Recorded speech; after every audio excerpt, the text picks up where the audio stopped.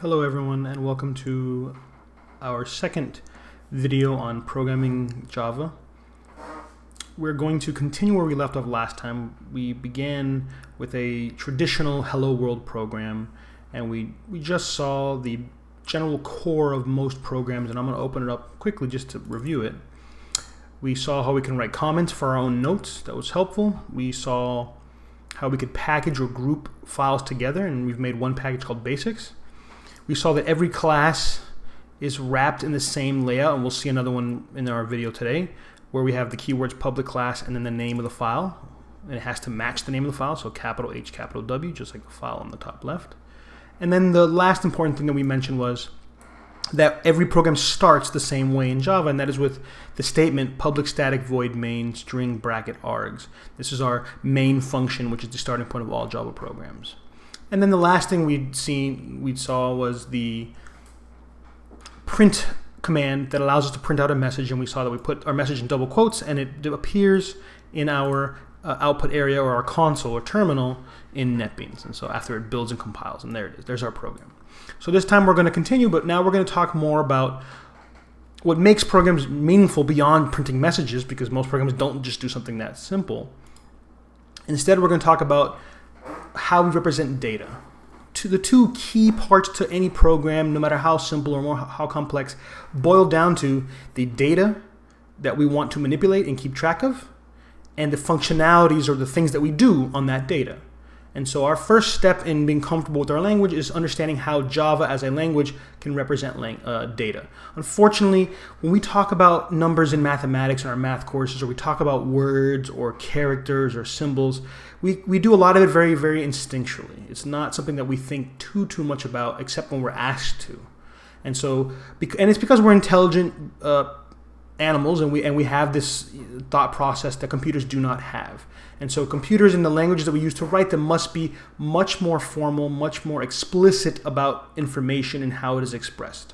And this is also because of the limitation of electronic computers. We are on circuitry, and so there's only so much space we have, there's so much RAM, so much CPU usage, so much long-term storage that we can have. And so because of this, we need to be expressive of everything that we're keeping track of. And we'll focus on that first, and then we'll be able to move into functionality and applying things or work to that data.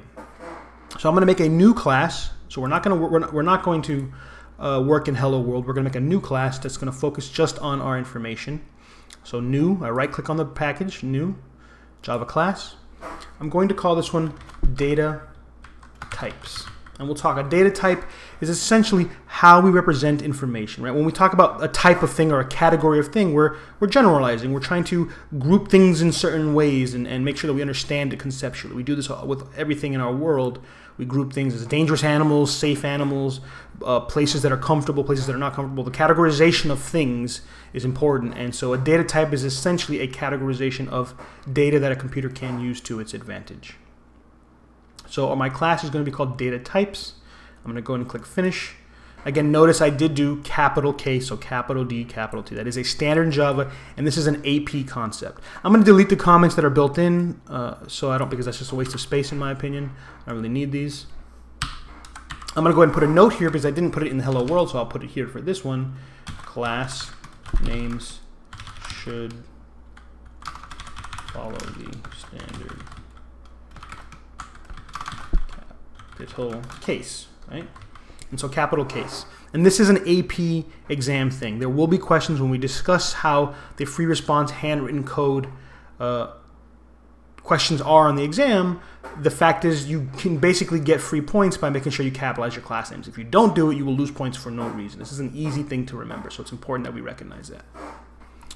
So just like before, we're going to stick with our main. So we need to hard code that in our brains, this public static void main function. So public static void main parentheses string bracket args close parentheses, and then again I'm going to put my curly braces lined up underneath. So I'm going to be putting notes as we talk about these things. So I mentioned the definition of a data type, but I'm going to go ahead and put a note just really quickly so I have it. So we'll say a data type is how the information we're working with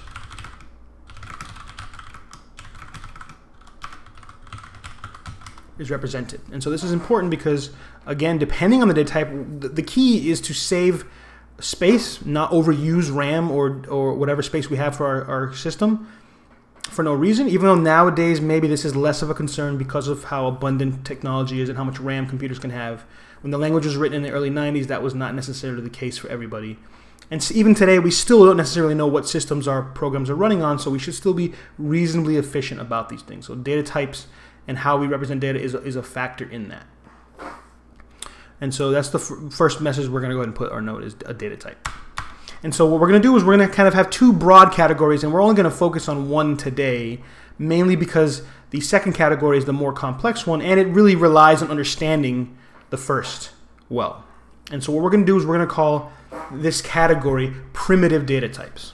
So let's go ahead and say primitive data types. So what is a primitive data type? A primitive data type is essentially a data type, and primitive is not meant to be anything but the word simple. It's a synonym for simple. We're saying the data is not so complex that we cannot store it in a RAM location, in a memory address directly. And as we talk more about memory in the future, we will kind of look at some of those low-level details. But from this point of view, from our perspective right now, it's as easy as remembering the information is simple enough that we can just keep track of it easily in RAM. And we're not worried about complex management of the data. It's pretty easy to deal with. So primitive data types are data types that can be stored directly in RAM without much management, right? So again, I'm going to kind of put the as simple words as I can. And so the idea is that there are many categories of primitive data types, and so they represent different pieces of information, but at the end of the day, they're all simple enough that they can be represented in RAM or saved in RAM in a very easy fashion. And that's a pretty big deal when it comes to data. So the next thing we're going to do is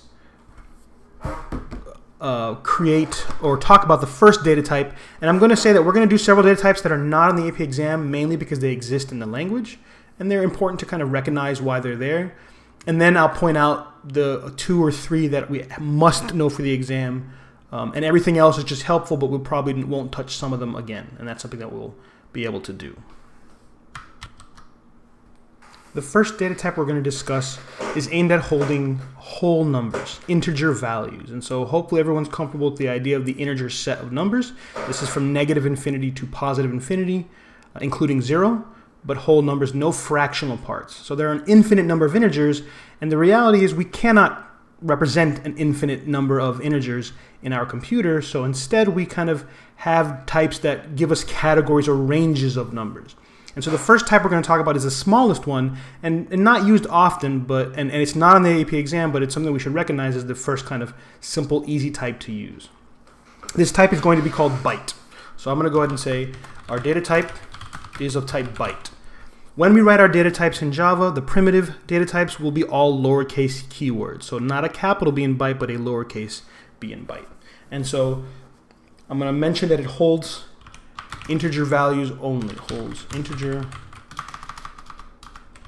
values only. There is a range, so I'm going to go ahead and put range. So there is a range for byte, and this is what we have to recognize, is that different types may have limits to what they can hold. Byte is 8 bits, so it matches the actual definition of a byte, which is 8 bits. So I'm going to go ahead and say 8 bits in size. And this means that if I ask for the range, then we could recognize that since we're doing binary, this is 2 to the 8. And so the total number of unique possible values would be 2 to the 8, which is 256 unique values. But because we're aiming to hold integer values, we must also hold negatives. So we can't maybe start at 0 and go upward. So we have to sacrifice about half of that range of possible values for negative values. And so if I have 256 cut in half, that is 128. And we have to consider the number 0. So the number 0 must also be included. So either a positive number or a negative number is going to be lost. We have to sacrifice one of those for the 0 value. And so if we're going to express our range, I'm going to express it as a power of 2 first, and then we can express it as a literal number because it's not so large. So we're going to say that the range is from 2 to the, negative 2 to the 7, which is negative 128. And then we can go all the way through up to I don't have to actually put the parentheses, 2 to the 7 minus 1. And so again, if you want me to put the parentheses, I can, just to make it more explicit. This is, of course, exponentiation goes first, but the idea is 2 to the 7 minus 1. So if I were to map this to a range, what range would this be? This would be from negative 128 all the way through 127. So the idea is that the positive numbers have given up a single value for the number 0. If we added all those possible values, that is 256 unique values.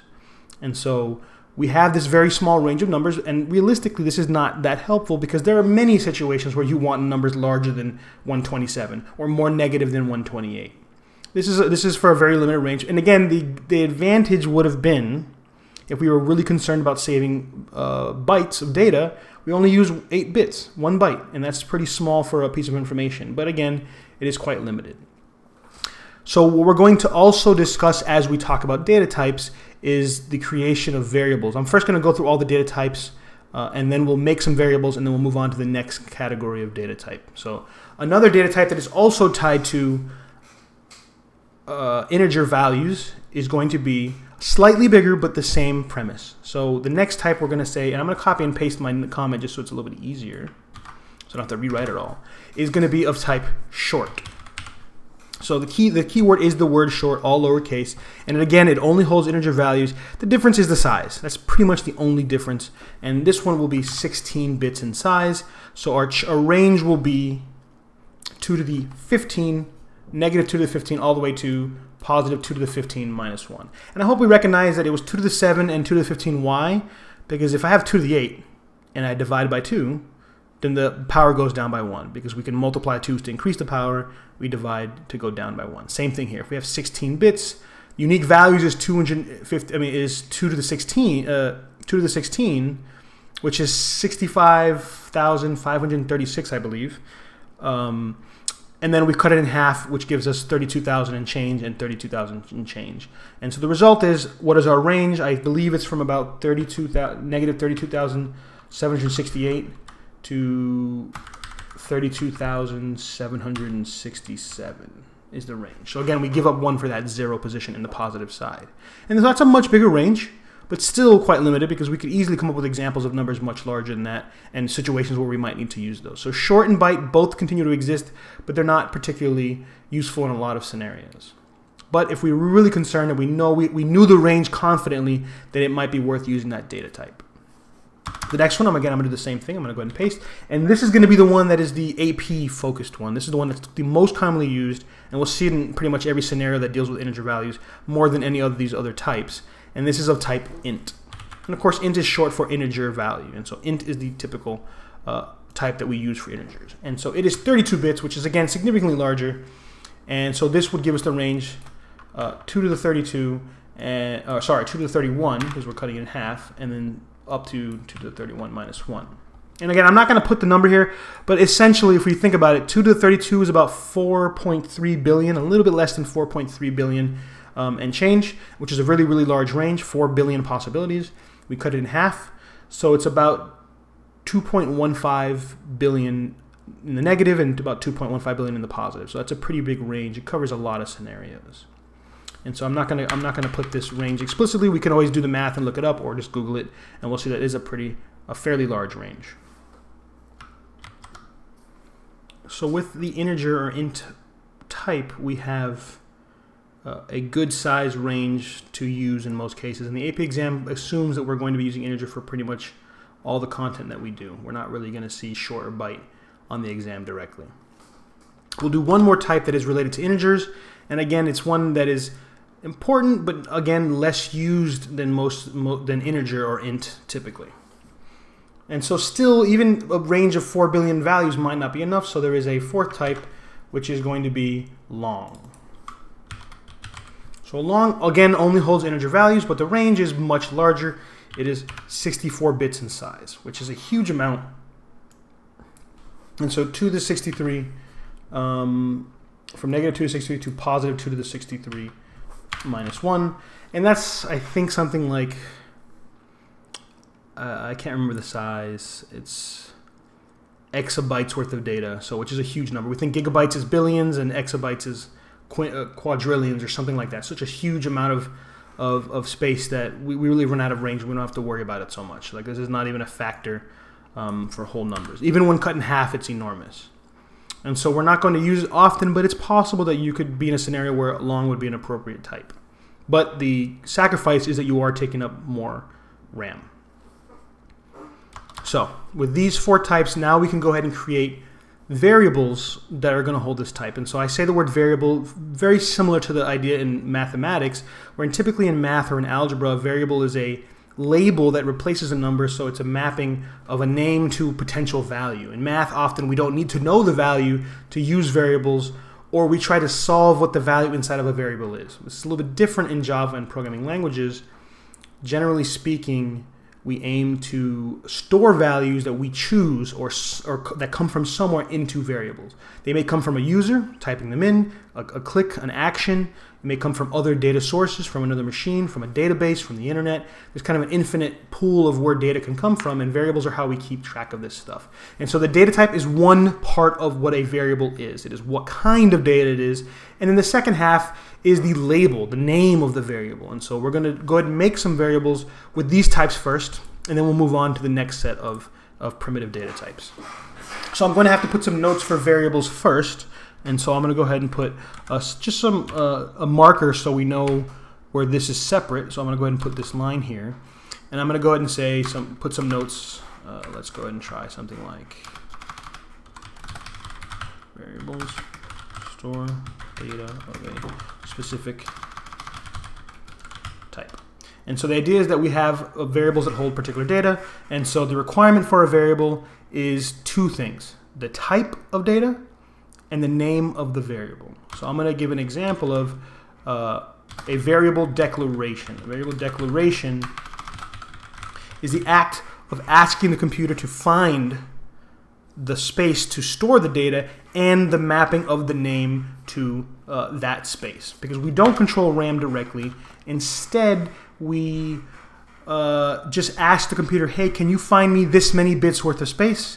And then this is the name I want it to have. And then later on in the future, we can refer to the name. And now where is it in RAM exactly? Who knows? It does not matter to us in most scenarios. We're not concerned with that kind of control, at least not in this language. The idea is that we can ignore it and just say, oh, I want whatever's inside of X. And that'll be whatever value it is. And we can use it in our mathematics or apply it or show it or do whatever it is we're going to do. So a variable declaration asks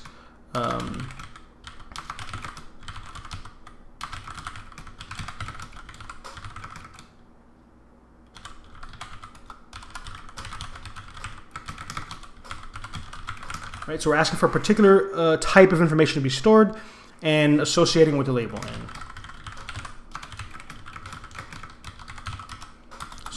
And now finally the requirement for a declaration, and so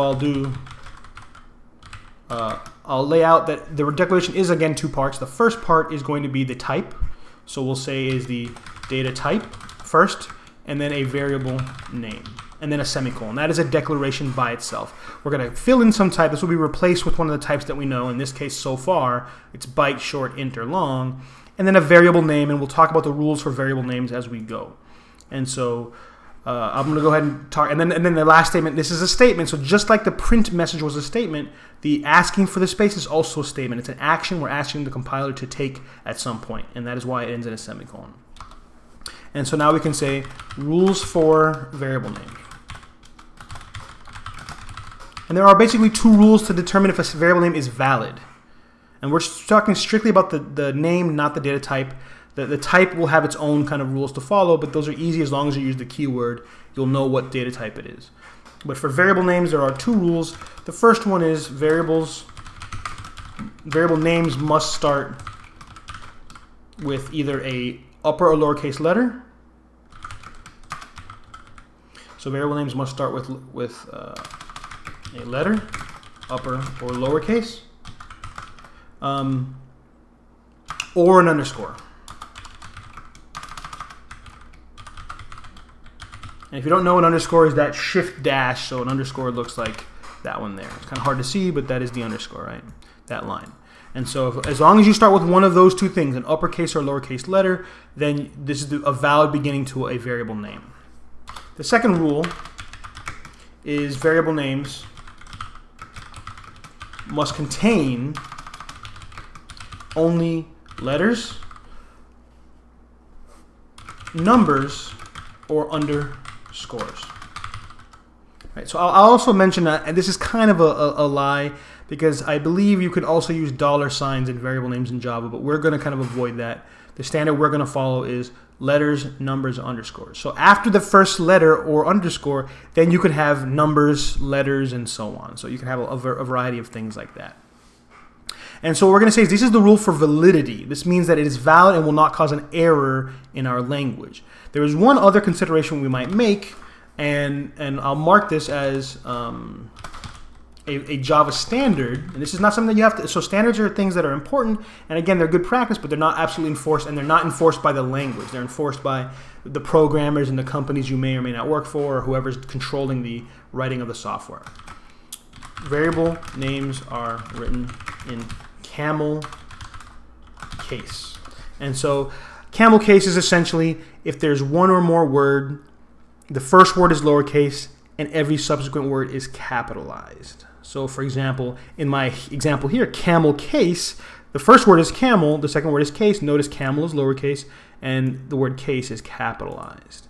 Right? So if there's only one word, then the word is lowercase. But if there are multiple words, then we will do camel case. We will have every subsequent word capitalized. And again, this is a standard. It's not required. It will not cause an error, but it is good practice, and we will try to follow that as best we can just to get comfortable with it. Different languages have their own standards. So something like C or C++, they often use underscores significantly more than Java does. Underscores are not that common. They're only really seen in some particular scenarios, and we'll see some of those, but they're not a typical case for variable names. But again, it is a matter of preference and style, and perhaps one day you'll work somewhere that chooses to use underscores in a more significant fashion. It totally depends. So I'm going to stop the video here, and we'll continue next time with the creation and actual declaration of our variable names, and then we'll move on from there into the next set of primitive data types. I'll see you in the next video.